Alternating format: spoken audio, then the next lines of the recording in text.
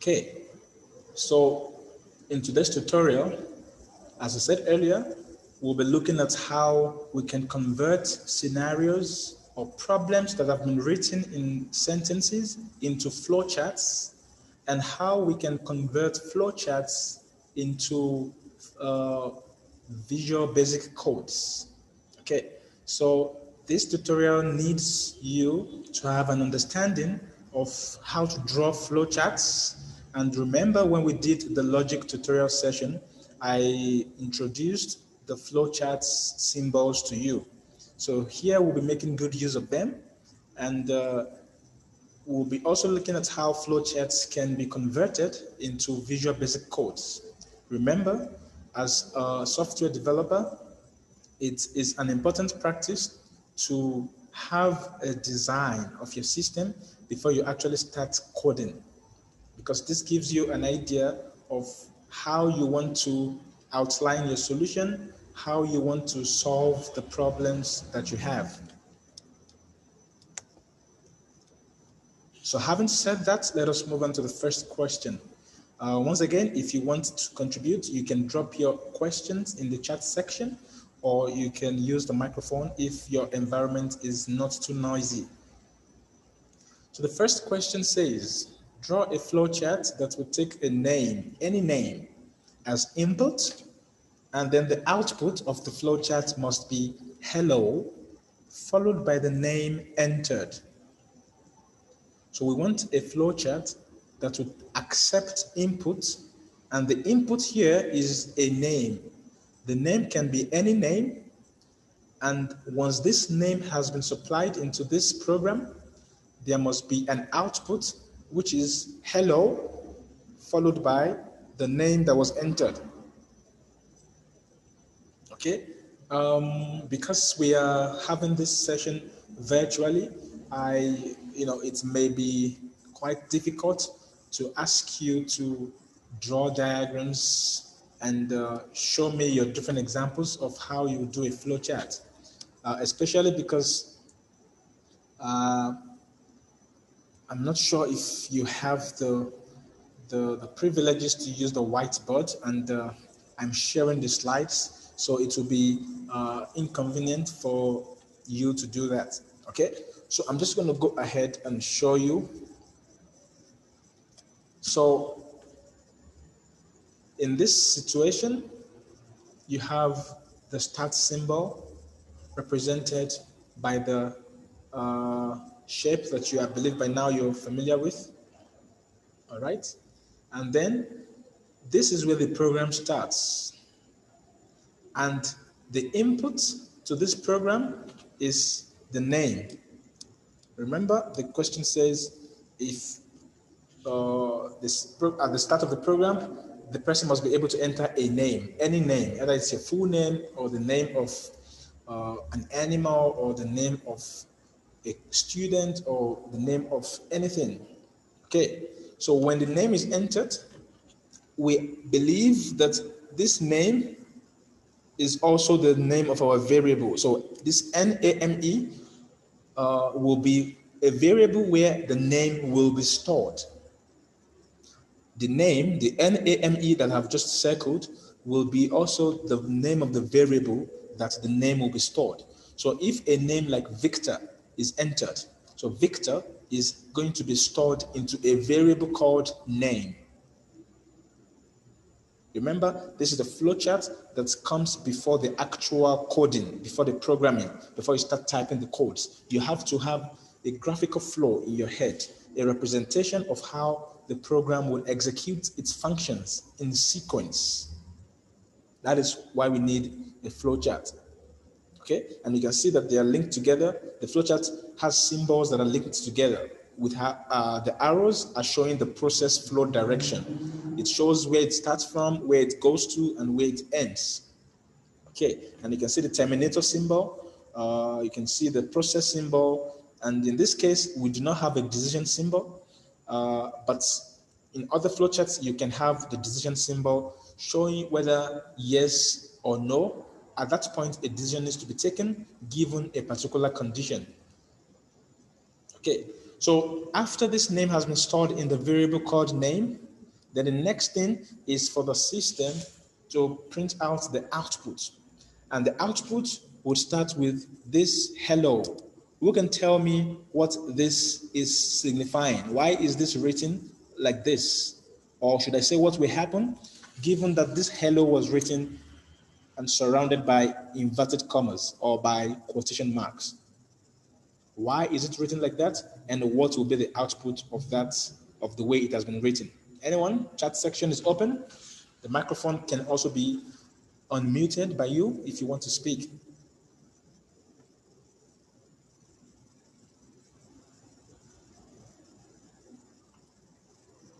Why is the hello surrounded by inverted commas, and what does it mean? And how is the output going to be different from this name that we have here?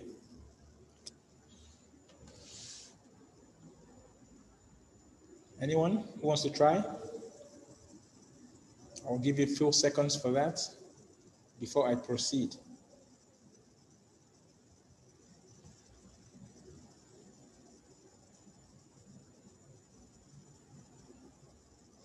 Okay, I can't see anything in the chat section and nothing from the microphones. So, hello has been, there's a message in the chat section from Tariq. The inverted commas mean it's a string and the output will be hello.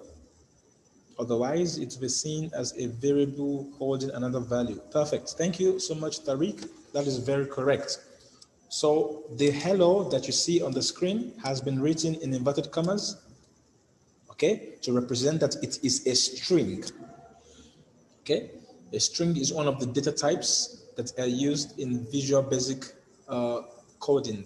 So a string will be written out exactly the way it appears within the quotation marks. All right. However, if there were no quotation marks around the text, then it would just be a variable on its own. So here, as you can see, the name does not have any quotation marks surrounding it. This means it will be seen as a variable which contains another value. Remember, we already stored a name into this variable here inside the input. So an example I gave was Victor. So when the user enters Victor, that value Victor is stored into the name variable. Okay? So when it comes to this output, the output will be hello, which is HELLO, and this plus is concatenating. It concatenates the hello string together with the name variable. So whatever the content of the name variable is will be replaced by this. So the output will be something like hello Victor. If the input of the name was Tariq, the output will be hello Tariq. If the input was students, then the output will be hello students. Okay, so that is how this flowchart would look like. And then the program ends. The next question says, draw a flowchart that will determine whether a year entered as input is a leap year or not. So it's saying we want to develop a program in which when a user enters a year as the input, we want to determine if the year that has been entered by the user is either a leap year or not. Okay, so in that case now, we have some decision symbols that we need to use to determine whether the year entered is a leap year or not. So the program or process starts here, and then the next sequence, the next item on the sequence is for the user to enter or input the year, which in this case will be stored into the variable called year. So whatever value was entered, for example, let us say 1982. If this was the value entered, it will be stored in a variable called year. And then the next thing goes, and then if the year entered modulo 4 is not equal to 0,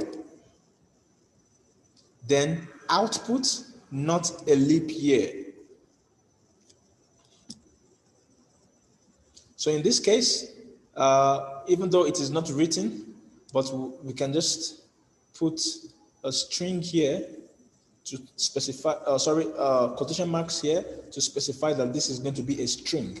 So we are saying if the year entered, in this case 1982, mode 4 is not equal to 0, and I believe we have done this under the logic, the modulo operation. How is it done? 1982 modulo 4. So that means if you divide 1982 by 4, you have a figure if the division has a remainder. That remainder is the value that the mode operator is going to use. Okay? So for instance, in this case, if you divide 1982 by 4, you should get a value that has a remainder. There is going to be a remainder, and the remainder is not 0. The remainder is not 0. Okay? So in this case, year mode 4, that is the remainder of whatever this operation is not equal to 0. Then output not a leap year. But if the year entered mode 4 is equal to 0, then do this. Or if the year entered mode 100 is equal to 0, then do this. Or if the year entered modulo 400 is not equal to 0, then output this. So this flowchart shows that there is going to be a series of decision symbols that your variable would go through depending on what year was entered to determine whether the year entered is a leap year or not a leap year. So having this flowchart, it will be easy for you to now be able to start coding, to be able to know what needs to be coded. So here, automatically, you can see that in your program, you would need some structures. You can need like the if-then statement. You can use like the while statement. You can use like any loop structures that you have until your condition is satisfied. So even before you start coding, having a flowchart lets you know the possible structures that you will be using to achieve your solution. Okay? Any questions?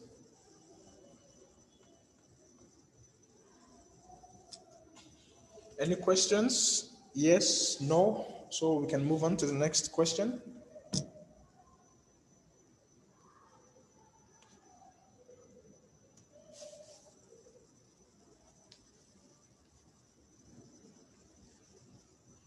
Okay, I would take that as no questions. If you have questions or if you remember any question, you can drop them in the chat section and I will attend to them when I'm able to do so.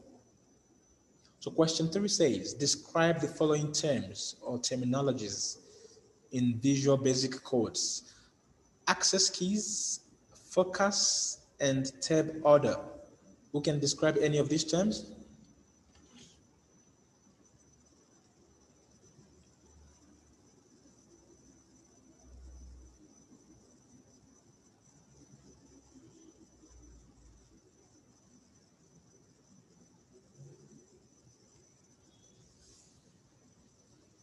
Anyone?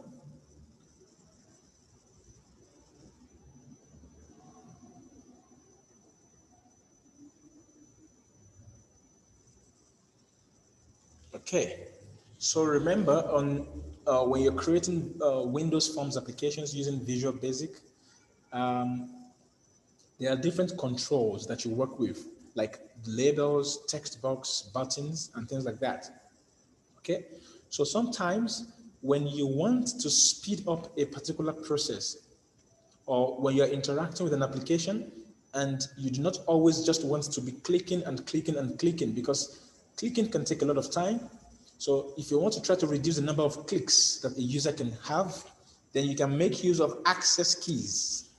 Access keys are combination shortcut keys that are available to the user in order to speed up a process. So for example, when you're specifying the access key, you put an ampersand before that key, such that instead of the user having to click on that button, for example, all they need to do is just to use the alternate button on the keyboard plus the letter that has a line under it. So the access keys will be those keys that have a line under that letter if you have specified that key to be the access key. So instead of the user having to click on that control, they can just use the alternate button on the keyboard or the alternate key and the letter that is underlined to be able to access that control. Thank you, Sam Gelisiwe. That's correct. Access key is symbolized by an underlined letter. Thank you.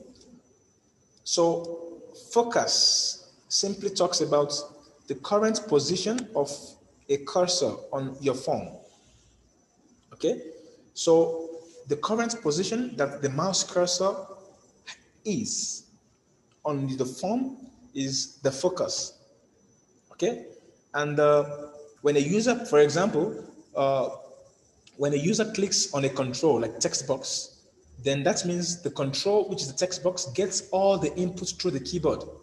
So once there is a focus, once the focus is on the text box, then anything that the user does on the keyboard will be happening to that text box because it is the one that has the current position of the cursor. Okay, and then you can always change the focus, obviously, by clicking a new control or by pressing the tab button. If you press the tab key or button on the keyboard, it can switch the focus from the current location to another location or position. And now, when you're switching this focus, the order in which the focus changes is referred to as the tab order. So for example, if you have three buttons, or should I say three text boxes on your phone, text box 1, text box 2, and text box 3.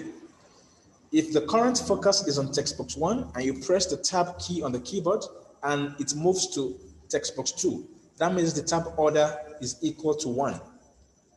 But if you want the tab order to be equal to 2, that means once you change the focus, it skips 1 and moves to the next one.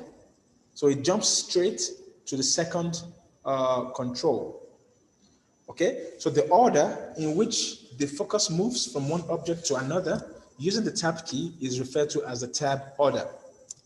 Okay, so for example, when you set the letter P as an access key, so let's assume you're trying to rename the text on a button. So let's assume you have a button like this, and the text on the button, you want it to be print. You want this text to be print. Pardon my handwriting. If you want this text on the button to be print, but instead of the user having to use the mouse cursor to click on this button, you want them to automatically have a shortcut key that can be pressed. Then if you want P to be the access key, then when you're typing the text name of that button, then you start with an ampersand followed by P, then you continue with the letters. So whichever letter that is preceded by the ampersand will have a line under it. And in this case, it will be P. Okay? And that's how you set an access key.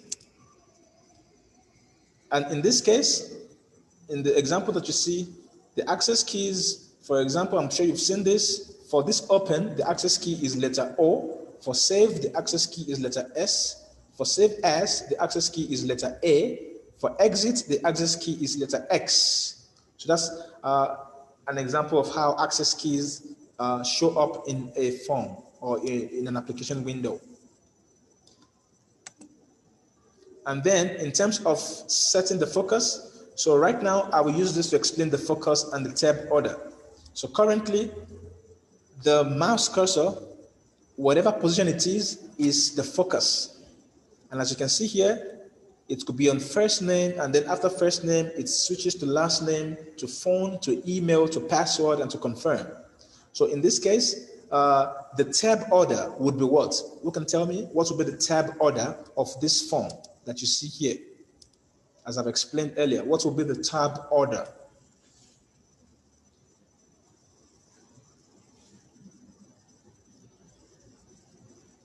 Is it 1? Is it 2? Is it 3? Is it 4? What is the tab order? Is it anyone? What is the tab order? In this case, it moves from the first name to the last name to the phone to the email. It's not skipping anything.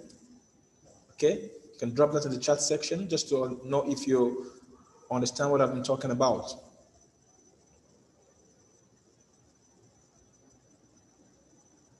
Okay, no comments? Question 4, examine the following lines of code and find the logical and syntax errors, if any. Assume that all of these codes have been performed on a form called form1. Also assume that all text boxes mentioned already exist in this form. So these are lines of codes. What you're expected to do is to find any logical and syntax errors within these lines of codes. So you look at each code separately. So for code number 1, is there any error? For code number 2, is there any error? For code 3, code 4, code 5, are there any errors, syntax, logical, or whatever? That is what the question is asking us to do. So for this form, we are told to assume that all these codes have been typed into a form called form1. That's the name of the form. Also, we have been told to assume that all the text boxes that are mentioned in these codes already exist. So you don't need to ask where did I get text box 1 the text from. So given these lines of codes, how are we able to identify any errors? Remember, syntax errors are those errors that appear while you are writing the code that have to do with if you have violated any of the rules of the language in which you're writing the code. Okay, so the Visual Basic usually checks your code as you're typing it in the code editor window, and it tells you if you have made a mistake, like maybe you misspelled a word or you have improperly used a particular language. Okay, so those are syntax errors. They are the most common types of errors that you would see. Maybe you have mistakenly typed something and then it shows up like a line under it to tell you that, okay, this is an error. And the logic errors are those ones that appear once you are using the application. Okay, so for example, when your application is running successfully and you mistype a key that is not part of what is expected for the application, then it might cause your application to stop working, and that would be an example of a logic error. Okay, so given these explanations, can you identify if there are any errors, either based on how they have been written, syntax, or you think if it runs, there's going to be a problem? Anyone quickly? There are 5 lines. Tell me if there are errors and what they are. Yeah, in the chat section, Tariq says they declared my_store as integer, but 15 is a string. Thank you. That is absolutely correct. So Tariq is referring to line code that is on line number 1. That's a syntax error. The variable my_store has is being declared as an integer here. My_store is being declared as integer. So there are many types of data types, or should I say there are many data types, and if you want to declare a variable as a data type in VB, you start by typing the dim space, that's followed by the name of the variable, and then followed by as, and followed by the data type. I'll just call that DT. And then you can decide to assign a value to your variable immediately, or you can decide to do it on the next line. Okay, so this is how to declare a variable. So what we're saying is, before you start using variables in your program, you want to tell the program that anywhere you see this variable, it must accept data in form of this or that. For example, you may want to tell your program that I want to store some values into this variable. Anywhere you see this variable, it should be storing string values, or it should be storing integer values, or it should be storing doubles, or it should be storing decimals, or it should be storing Boolean values, okay, or character values. So you want to tell your program what values must be stored in those variables. So you declare the variable. Just like, say you are at an airport and you're traveling, you declare your possession. Your bag must not store certain items, okay? Like guns and sharp objects. Those things should not be on the things you carry on onto a plane, okay? So you are declaring the variable to say, my variables that I'll be using in this program must only be able to store these items. So what is happening here is that my store is the name of the variable here, and it has been declared that my store should be an integer. But for the first value assigned to my store here, remember the equal to is an assignment operator. Okay, so for the first value assigned here, we can see 1, 5. We can't even say it's 15 because it's not, we can't say whether it's a number because it's surrounded with quotation marks. So 15 here, it's not a number, it is a string because it has been surrounded with quotation marks or inverted commas. So that makes it a string, and now it is an error because you cannot store now a string into an integer data type. So that is a syntax error. Thank you, Tariq. Anyone else who has found another error?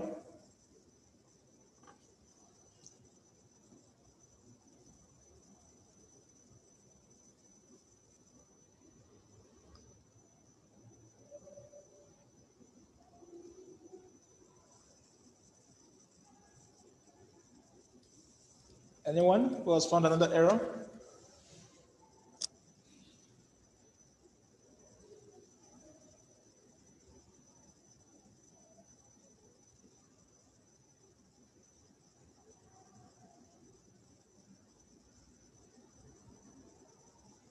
Okay. On the second code, quotation marks should have been used here. So message box.show, remember, is used to display output. So there should be a quotation marks. There should be quotation marks before this statement. The answer is, and there should be quotation marks after this. Okay. So the answer is, and then this ampersand joins that string, which is the answer is, joins it to the value within this variable. Remember, my store is a variable that has been declared as integer here. So whatever value is in this integer variable is going to be coming after this. So the answer is whatever, comma, answer. Okay, so in this case, that means answer, if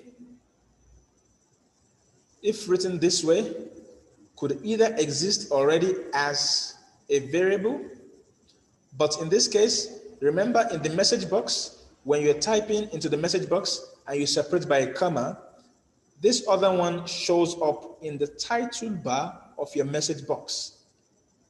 Okay, so because there is a comma here, there is a comma. Let me just show that again. There is a comma here. So that means there are two arguments within the message box.show. And if you attended the previous practical session where we talked about how we use message box to display output, then you realize that within the parentheses of the message box.show, within this parentheses, if you have two arguments separated by commas, the first one is going to be the message displayed, in this case A, and the second one will be the text shown on the title bar.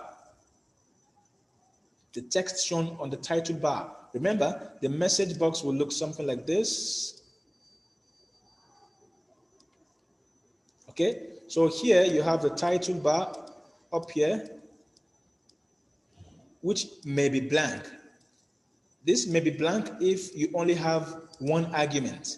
But if you have two arguments separated by comma, the first argument will obviously be the message that has been shown, and then the second argument will be the title of that message box. But as I said, it is not compulsory to have something in the title bar, but it is important, or it is advised to have the text shown in the title bar so that the user will be able to know what the message box is all about.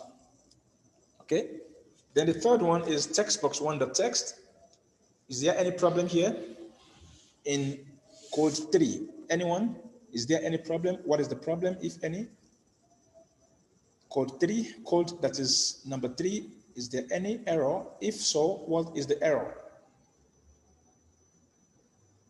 So there is a text box 1.text, which has been assigned to a string value. The answer is actually wrong. That is the string value attached to that, assigned to that text box 1. Any problem, any error? If so, what is it?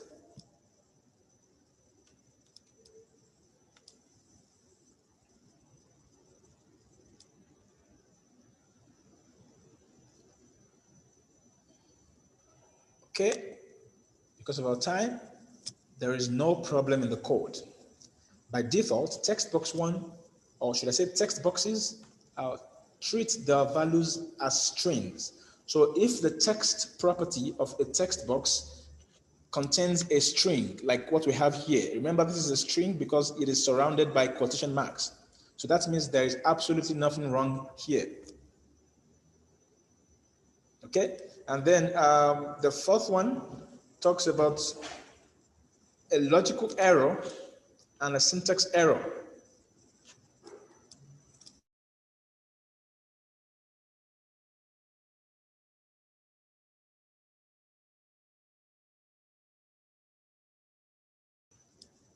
So this contains two errors, logical error and syntax error. Okay, because here the first thing is that the number is being cubed. As you can notice, my store times my store times my store. That is 3 times. It's like saying x times x times x. That's x raised to power 3. That's x cubed. Okay, so x cubed. Now, when you have this person intended to have it as square, but it has now been in form of a cube. And of course, you know square should be, if it's square, it should be x raised to power 2 or x squared. But the way it has been assigned to be a cube. So the number is being cubed instead of being squared.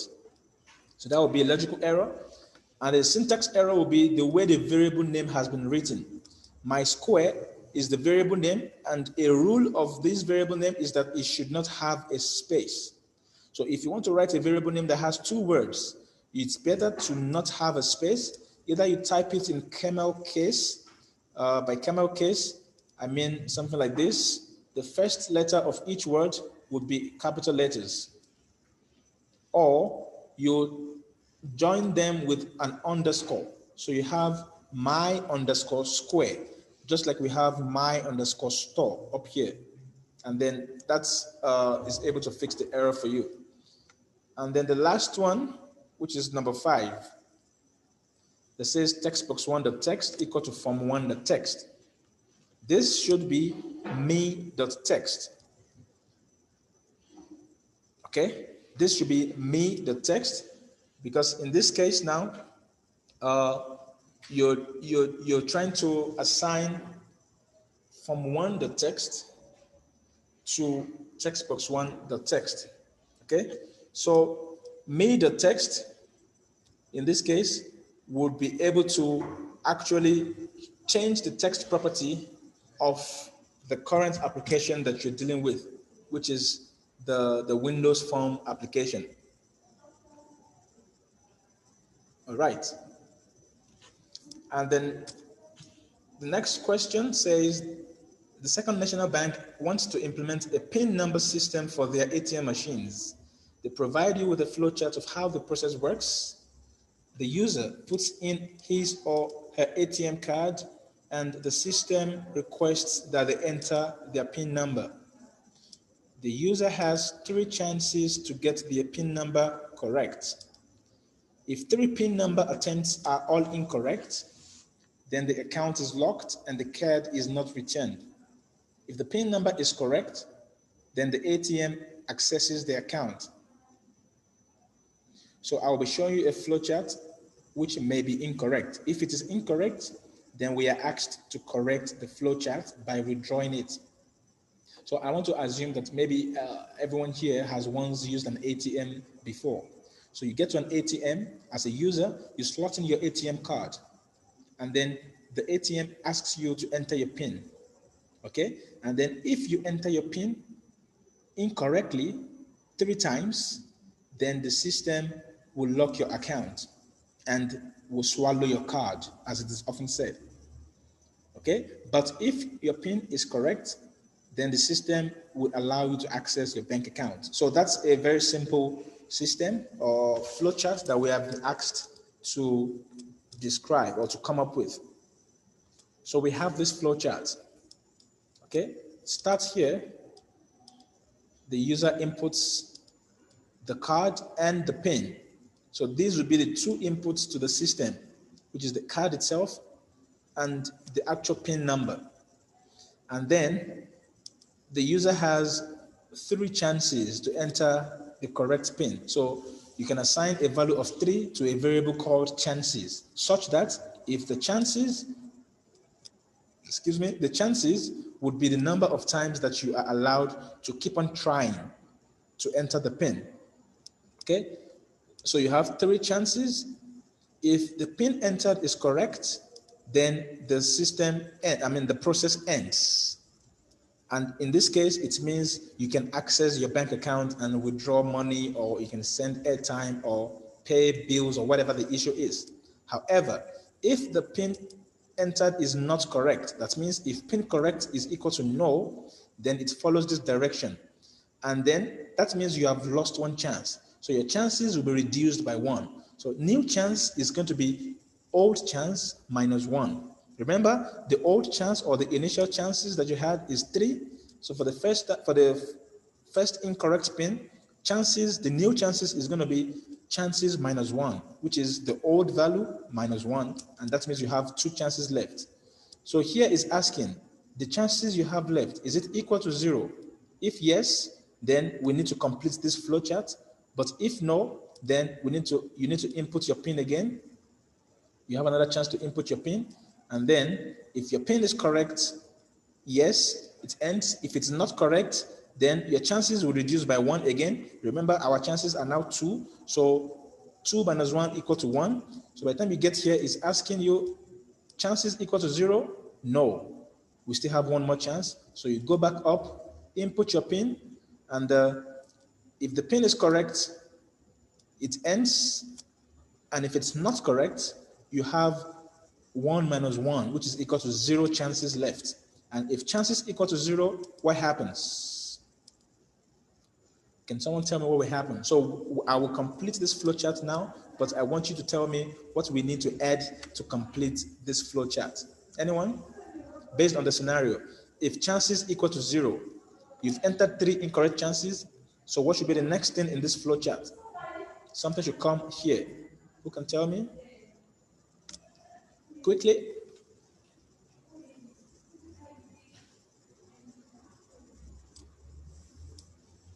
Thank you, Tariq. Accounts should be blocked. That's correct. Accounts should be blocked according to the scenario, and the system will swallow your card, as I said, or keep your card. So if chances equal to 0, lock the account and keep the card. That's talking to the system. And the process ends. So that's a very simple flow chart. And this question is asking you to convert the following flow chart into Visual Basic code. So you have a flow chart. Now we have created it maybe from a scenario. We now want to start coding it. So the process starts here, and then there is an input here, which is R. So there's a variable called R. And then here we need to assign R multiplied by R and store the answer or the result into this variable called answer. So that means we have another variable called answer. And then after that, we need to output or produce the result of the answer variable, and then the process ends.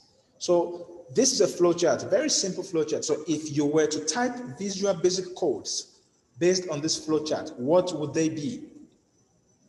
Firstly, you declare all your variables. Okay? So we have two variables here, R and answer. Because we see that there's a multiplication taking place here, so we can say that R is probably an integer, or maybe it can be a decimal or a double or whatever other value that is a number. Okay? Now the user needs to type in the value of R. So can someone tell me what is a possible tool that we can use to accept input from a user? Give me about 2 different ways by which we can accept input from a user. We need to accept input. What are the possible ways we can accept this input?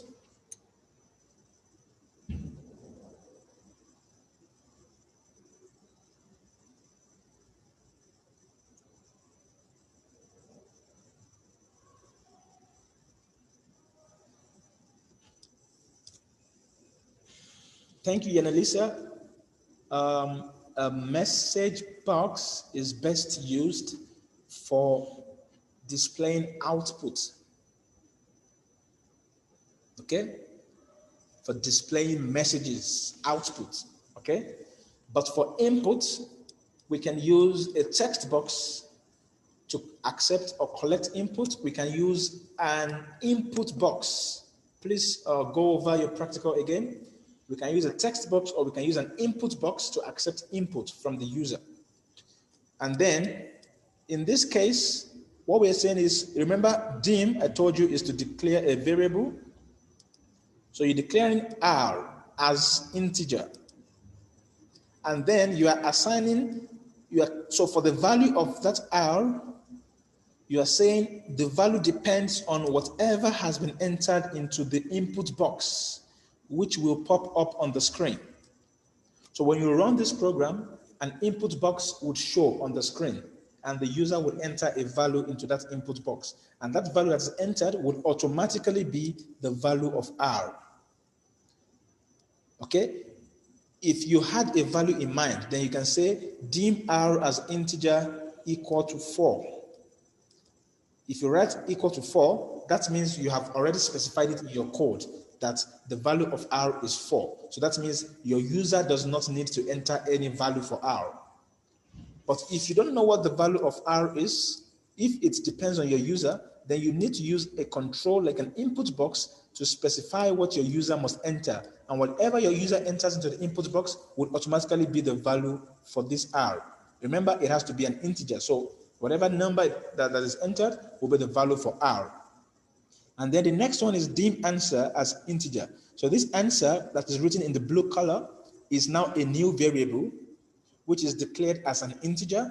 And the value of the answer is going to be R multiplied by R. So whatever the value of R that had been created and stored up here will be multiplied by itself. So if the user entered 5, when it comes to this line, it's going to be 5 times 5, which is equal to 25. So 25 will be stored into the answer variable.